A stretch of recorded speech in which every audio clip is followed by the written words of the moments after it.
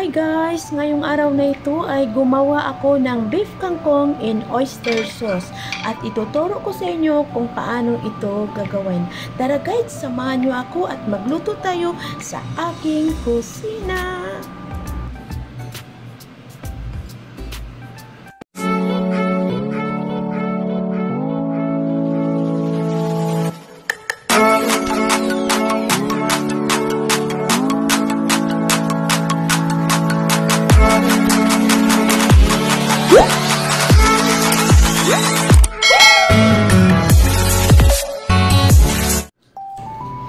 Hi guys! For today's vlog ay gagawa tayo ng beef kangkong in oyster sauce.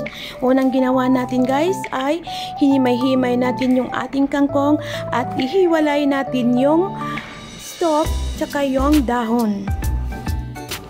So ito na yung kangkong guys na hinimay-himay natin kanina.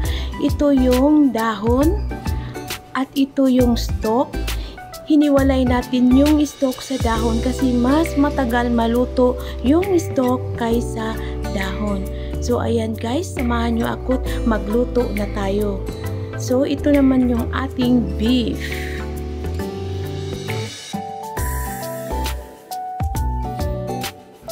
So ayan guys, yung beef natin, kailangan lang natin itong hugasan para matanggal yung dugo ng beef natin.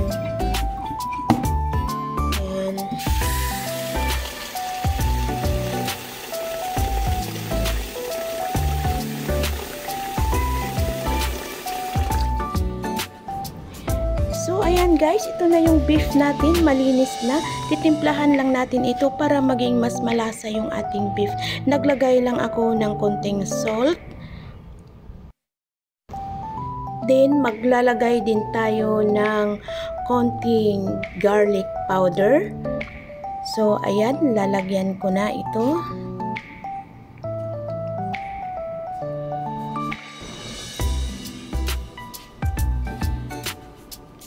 Then, yung ating black pepper. Then, yung ating isang itlog or 1 egg. Imimix lang natin ito guys.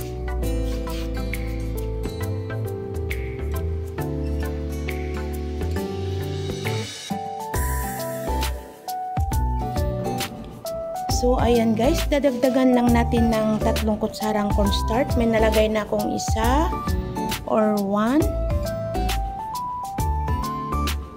2, and 3 spoon of cornstarch.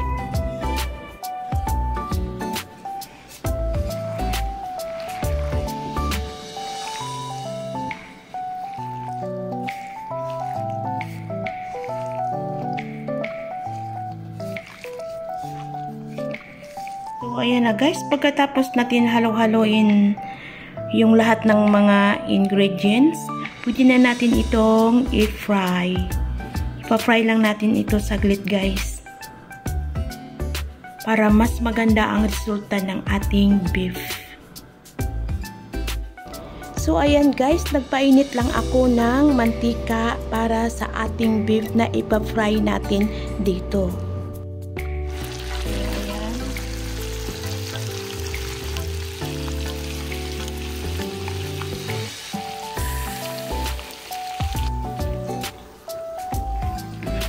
So, ayan guys, kailangan lang natin hiwalayin natin yung ating karne. Sa napansin nyo, ayan, naghiwa-hiwalay ito.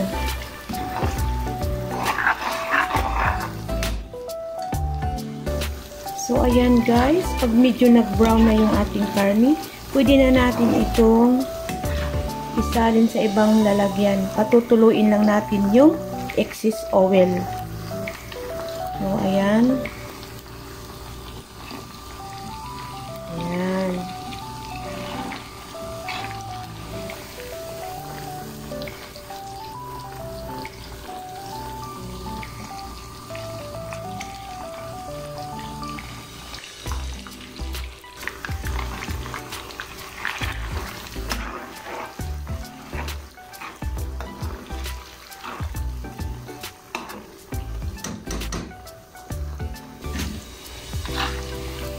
So, ayan guys, pwede na natin itong hanguin yung pangalawa nating i-frinay ito.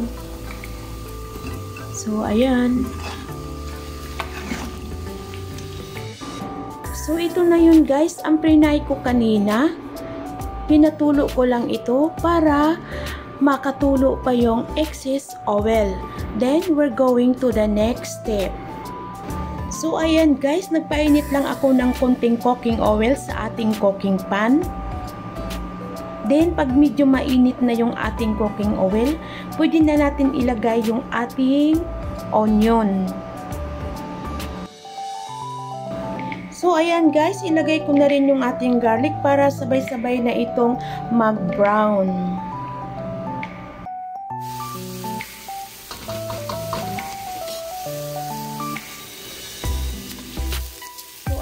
Pag medyo nag-brown na yung ating bawang at sibuyas, pwede na natin ilagay itong ating kangkong, yung stock na ating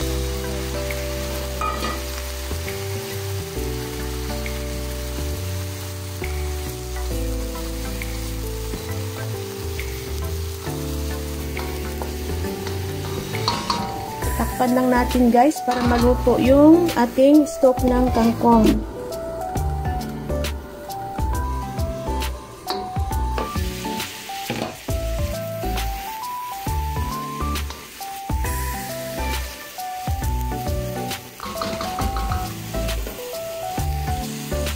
Then magdadagdag tayo ng ano guys, oyster sauce guys.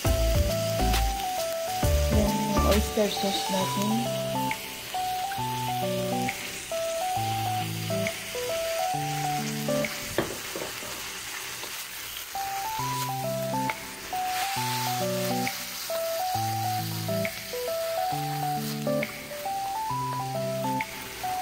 Din magdadagdag tayo ng konting tomato paste guys.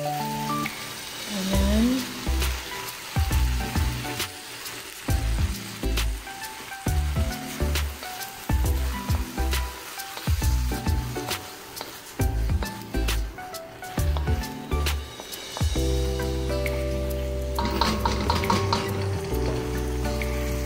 Ilalagay ko na rin yung ating dahon.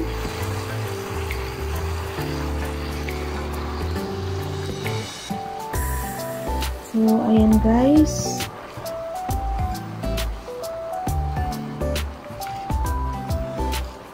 Ang daming dahon. Isang malaking kawali. So, ayan. I-mix lang natin ito guys ng dahan-dahan.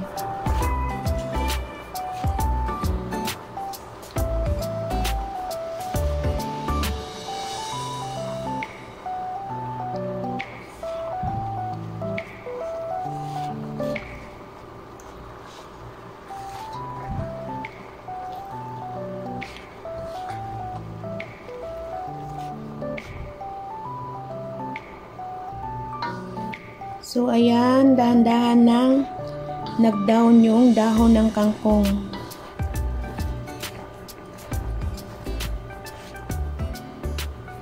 Takpan lang natin ito guys para maluto yung dahon ng kangkong. So, ayan.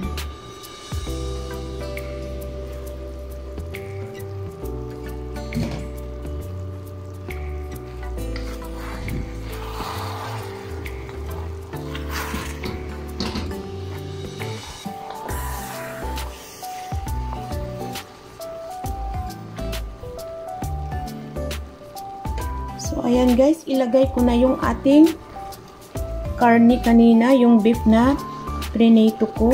So, ayan. Yung karne na ginamit natin guys ay tenderloin ito. Malambot na yung karne natin.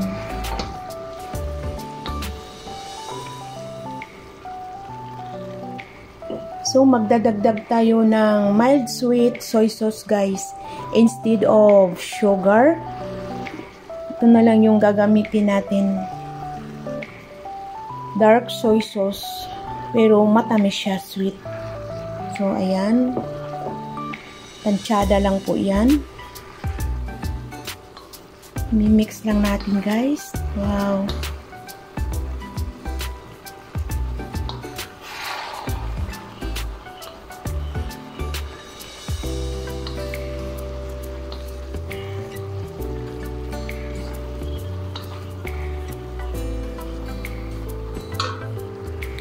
So, ayan na guys. Dagdagan ko lang ng konting water guys para may sabaw kunti yung ating kangkong. So, ayan.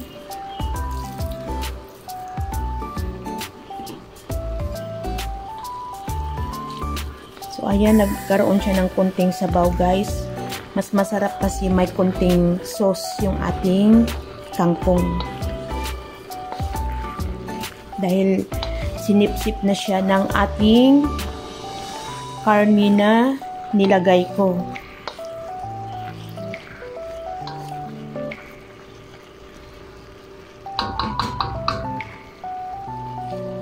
So, ayan guys, magdadagdag tayo ng konting salt para may lasa yung ating niluluto. Kailangan talaga yan sa atin.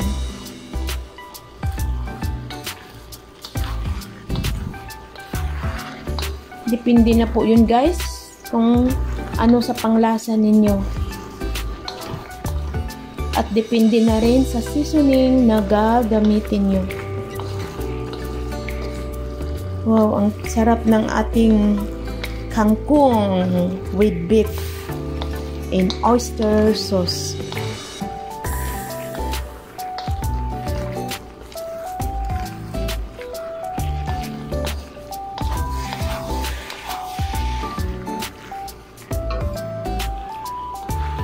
So, ayan na guys. At this point guys, luto na yung ating kangkong with beef and oyster sauce. At ilalagay na natin ito sa ating serving plate.